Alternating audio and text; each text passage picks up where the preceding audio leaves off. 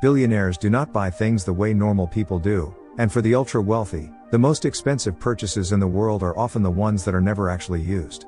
We are taught that money is a tool to improve our lives, to buy homes to live in and cars to drive, but when you reach a certain level of wealth, the rules of reality change, and objects stop being functional items and start being assets meant for one purpose only: ownership. This strange phenomenon starts with what is perhaps the most visible symbol of wealth, the luxury mansion, specifically on streets like Bishop's Avenue in London, known as Billionaires Row, where homes worth $50 to $100 million sit in complete darkness night after night.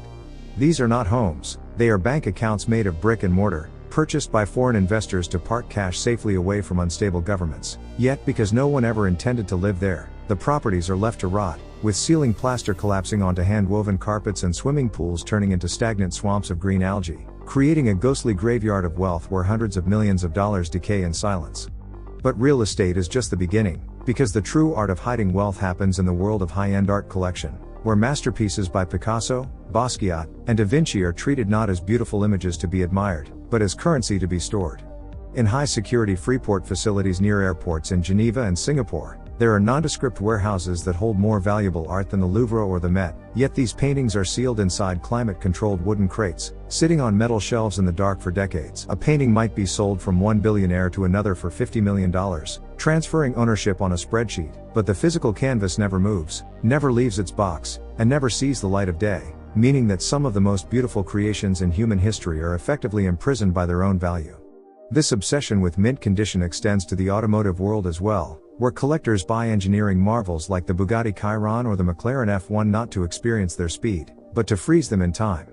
These zero-mile cars are parked in hermetically sealed garages, hooked up to battery trickle chargers like patients on life support, because the moment the engine is turned on and the wheels touch the asphalt, the car loses value. They become sculptures of metal and carbon fiber, built to scream down a racetrack at 250 miles per hour, but condemned to sit in silence forever, guarded by security systems more complex than the cars themselves. And finally, there is the ultimate purchase for the paranoid billionaire, the luxury doomsday bunker.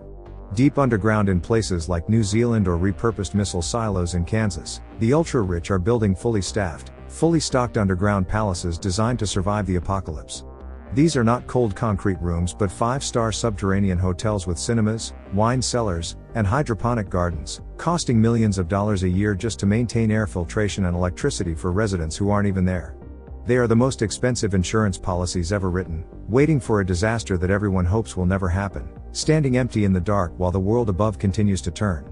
When you look at all of this, the rotting mansions, the crated art, the undriven supercars, and the empty bunkers, you realize that for the 0.01%, luxury is not about enjoyment or experience, it is about control, status, and the freezing of assets. While the rest of the world struggles to afford the basics of life to survive today, the richest people on earth are spending fortunes on things they may never touch, creating a silent, hidden economy of ghost treasures that exist only to be owned, but never truly loved.